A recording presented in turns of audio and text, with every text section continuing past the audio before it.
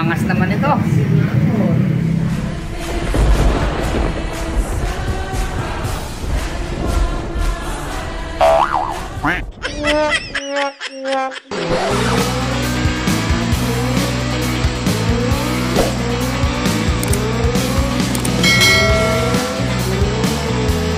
Even when you feel low, you can still go. Even when you feel slow, you can still go. Even when there's no hope, you can still go. I never answer to no, man, I still go. Go, go, go, go, go, go, go, go, go, go, go, go, yo, go, go, go. Hustle hard, hustle every single day. I'll be making moves till I'm buried in my grave. To the system, I don't wanna be a slave. I've been doing shit my way, or the highway. And in the driveway is a nice range. Cause I grind through the climb, I invite pain. You'll never hear me, bitch, nah, I don't complain. Just gotta flip the switch and you can go and obtain anything you want, anything you need. Your mind's got the key ingredient, it's belief. They're deceived with the negativity, but I just slide right by that energy. Even when you feel low, you can still go. Even when you feel slow, you can still go. Even when there's no hope, you can still go. I never answer to no, man, I still go. Go, go, go, go, go, go, go, go, go, go, go. Andito tayo ngayon sa Skygo Santa Cruz, Laguna. October 31, 2025 mga riders. At available na po dito ang 2025 version ng KPB 150 ng Skygo. Okay, nung huli natin ni-review to, siguro mga 3 years ago, yung version 1, version 2. Palagay ko ito na po yung special edition. Bali, decals lang naman po ang nabago sa kanya. Sa specs and performance, pareho lang din naman po. Yung version 1, yun po yung disusi pa rin. So ito po yung version 2. Keyless na mga riders. Ayan. Dalawang kulay po ang available sa version 2, gray at saka blue, parehong glossy. So ngayon po dito sa special edition ng KPB 150 ng Skygo, keyless pa rin naman siya mga riders. At ang maganda ho rito, ayan, meron siyang physical key in case na magka-problema tong remote control natin sa battery, mapapaandar pa rin natin dahil meron siyang manual key. Ang lakas maka-attract po nung kanyang kulay, lalo na sa color combination na ginamit. Avocado green, blue at saka white. Kaya ang tingkad niya tignan, di ba? Basang-basa po natin yung kanyang model name na KPB and then yung brand na Skygo and then displacement po na 150 dito sa side profile. Ito nga po pala yung kauna-unahang scooter na nilabas ni Skygo na naka-liquid cooled na sa kanyang cooling system. Pero sana in-upgrade na, di ba? Sana ginawa ng 4-valve pero 2-valve pa rin po ito mga riders. And then 4-stroke, single cylinder. Fuel injected na rin po mga riders. Bukod sa decals, wala naman binago sa looks niya. Yung pa rin naman po, ito yung kanya pong plastic na bracket. Meron po siyang adjustable na windshield. Okay, hindi lang po nakalagay pero ganito po ang itsura niya mga riders. So, mahabang windshield na transparent. Ayan, bali, luluwagan lang natin itong kanyang plastic na bracket. Ayan, makakapag-adjust na tayo sa windshield. And then sa headlight, kulay LED mga riders. DRL po dito sa gitna and then turning signals nandito sa taas, flexible, ganun pa rin naman po, LED.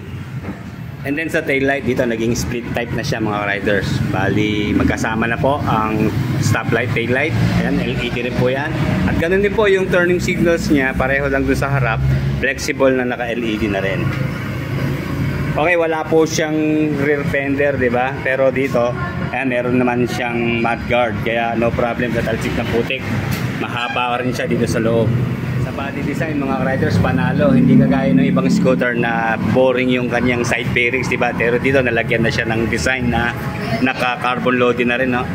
And then solid din sa muffler, ayan, naka-upright na siya. Then malapad yung heat guard, kaya fully protected siya. Then yung shape po ng kanyang muffler, ayan, medyo triangle din. Then malaki po yung kanyang canister tube, so malagong po ang tunog niyan. Hanggang sa elbow, fully protected po ng heat guard na plastic. Okay, sana in-improve itong lalagyan ng engine oil, diba? Sana medyo nilabas-labas ng konti para hindi mahirap ang pag-change oil. Anyway, okay lang. Meron naman mga imbudo na pwedeng gamitin. And then yung pong radiator cover niya, ang lapad, protected, hindi tayo mapapadikit sa elbow. Pillion footrest, aluminum siya, then medyo triangle ang size. May rubber na kasama, kaya komportable ang ating paa. Then mahaba na rin po yung kanyang footboard. Just in case na mag-stretching tayo, nangangawit sa long ride, ayan, makakapag-extend po tayo ng ating binti. Okay, check natin kung may binago ba sa upuan, ha. Okay, ganun pa rin po. Sana ginawa ng camelback type seat, di ba? Para pang-adventure talaga. And then yan, makapal naman yung kanyang seat cover. Medyo makapit din naman siya. Then yung shape niya, ayos din, nakahulma sa ating puwitan at hita. Then malambot po yung kanyang foam. Ayan, naka single stitch, single tone. Ganun pa rin po sa U-box sa under seat storage. Maliit pa rin, hindi ho kasya dito ang full face. Bisky half face, tingin ko kapos po. Anyway, pwede tayong maglagay dito ng top box bracket. Papalitan lang natin tong grab bar, di ba? And then 11 liters po ang kanyang fuel tank capacity, wala pong nabago. So malaki po yun para sa isang 150cc na motorsiklo. At nasa 41 kilometers per 1 liter naman po sa fuel consumption. And then sa top speed, ma-average po ito ng 105 to 110 kilometers per hour. At ito yung paborito ko dito sa KTV, yung dalawang packet niya. Ayan, di ba? Dami natin mailalagay. Okay, dito syempre cellphone po ang dapat dyan dahil nandito po yung kanyang dalawang charging port. Okay, dito po yung 12 volts na socket. Ayan, bibili pa tayo ng adapter, ha? At nandito naman po yung USB type ready. So dito yung parang lighter, di ba? Sukat nga natin yung cellphone. At nalimutan ko na kung sukat ba yung cellphone natin dito, eh. Ayan. Pasok naman, oh, kahit malaking cellphone mga riders. Sakto lang. Siguro hanggang dalawa. Pasok. And then dito po sa kabila, okay, malalim naman yung packet niya. Anyway, ito po yung kanyang remote control mga riders. Mamaya balikan natin, ha. Sukat lang natin tong cellphone. Ayan, pasok din naman, oh. Okay, ganda, maganda yung kanyang packet. Okay, meron po siyang tatlong button. Una, yung pong power button, on and off, locator, at saka meron yata siyang alarm. And then yung physical key niya, nandito, pupush po natin tong button sa likod. Ayan. Ito na yung kanyang susi.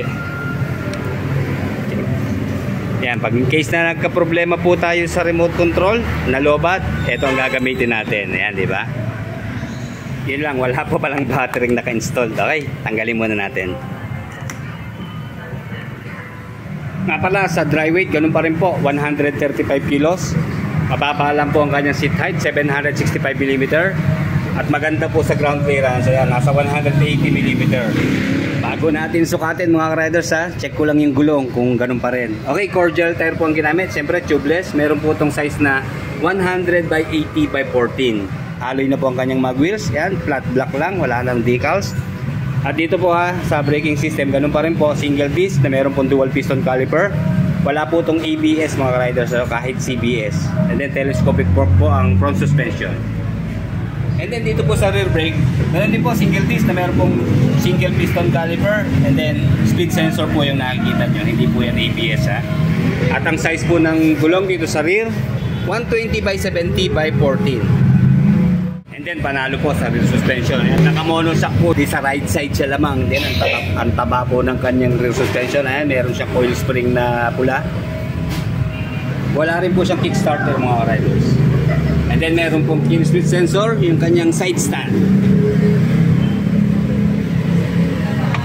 Ganun pa rin naman po sa maximum power. 12.1 horsepower at 8,500 RPM and 11.8 Nm of torque at 5,000 RPM. Okay naman yung pagkaka-side stand niya.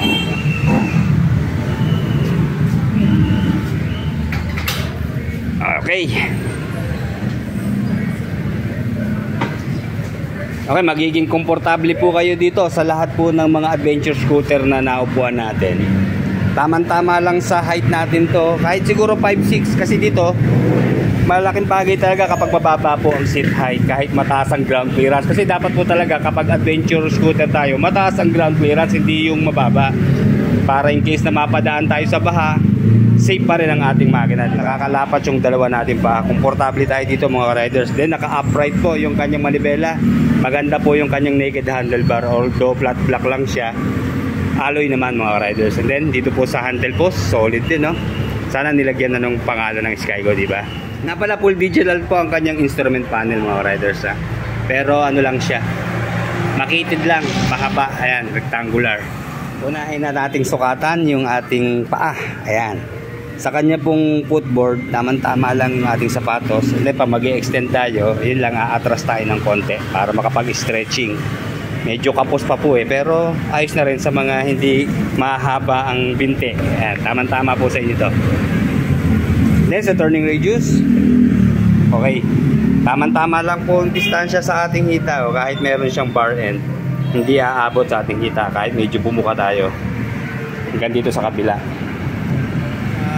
Braking system po niya, di unahin natin dito sa rear brake na disc. Wow, malakas ang kapit mga riders, oh. Suwabe yung preno niya. Saka hindi siya maingay, oh. Minsan kasi may lumalangit-ngit, di ba, pag disc brake. And then sa front brake naman po na disc din. Okay, dito malambot po. Pero pag naka half press tayo, kapit na kapit naman siya. Then sa mga switches and button, idling stop.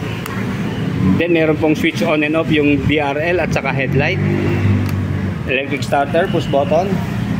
Then dito po, mayroong passing light, itong kulay red na button, high beam, low beam sign, hazard lamp, on and off, turning signals, and then horn. Sa shock, medyo hindi ko maramdaman kasi ano ho, naka-slant siya, hindi kagaya ng iba naka vertical ang position, di ba?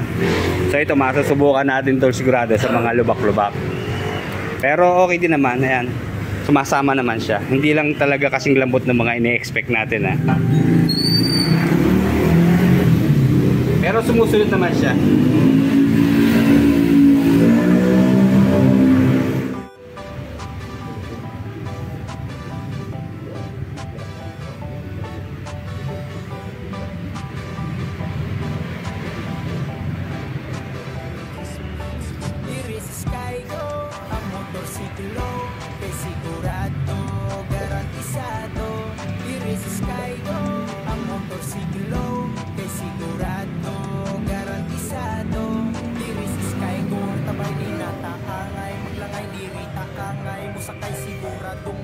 Sabay, Skygo ang pilia, patok ini sa masa. Di na mabalaka, kay kumpleto ni sa pyesa. Affordable kaayo, ang gaabag sa negosyo. Di tamang perwisyon, Skygo sulit kaayo. Tipid sa gasolina, di makamuslot sa bulsa. Di pirmi pahina, Skygo na sulayan na.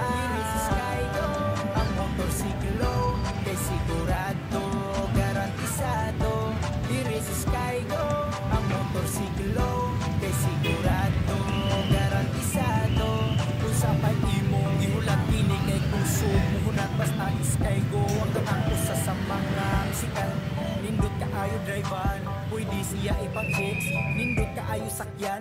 Good news mga ka-riders, kahit na-improve na yung kanyang looks, hindi po nabago yung kanyang cash price. Ngayong October 31, 2025, ganun pa rin po ang kanyang suggested retail price, 118,000 pesos. At ang maganda ho rito, naka-promo pa siya. Ayan, no down payment mga riders. At sa 3 years po, ang kanyang monthly ay 5,569 pesos. Ayan, pasyalan nyo lang po dito sa Skygo, Santa Cruz, Laguna. Maraming salamat po mga riders. Garantisado, diri si Skygo, ang motorsiklo, kay sigurado, garantisado. Diri si Skygo, ang motorsiklo, kay sigurado, garantisado. Diri si Skygo, diri si Skygo, no.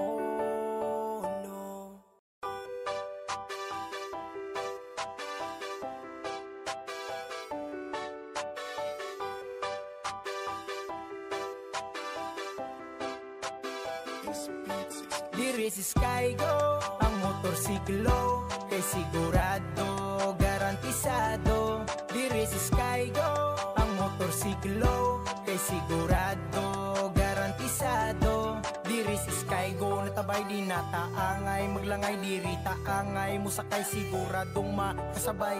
Skygo ang pilia, patok ini sa masa. Di ta mabalaka, kay kumpleto ni sa pyesa. Affordable kaayo, ang gaabag sa negosyo. Di tama perwisyo, Skygo sulit kaayo. Tipid sa gasolina, di makabuslot sa bulsa. Di pirmi pahina, Skygo na sulayan na. Diri si Skygo, ang motorsiklo kay sigurado, garantisado. Diri si Skygo, ang motorsiklo kay sigurado, garantisado. Unsa pa imong gihulat kini kay kusog muhunat, basta Skygo ang tatakos sa mga misikat. Nindot kaayo drivan, pwede siya ipang chicks. Nindot kaayo sakyan, lami pa sa imuhang ex. Klase-klase lang ang forma na ay pwede pa masada. Laylay o itsura, solido ang mga pyesa. Daghan mga nibilib, tungod sa kaanindot. Daghan podang nipitik, tungod sa pagkahawot. Diri si Skygo, ang motorsiklo kay sigurado, garantisado. Diri si Skygo, ang motorsiklo kay sigurado, garantisado. Diri si Skygo, ang motorsiklo kay sigurado.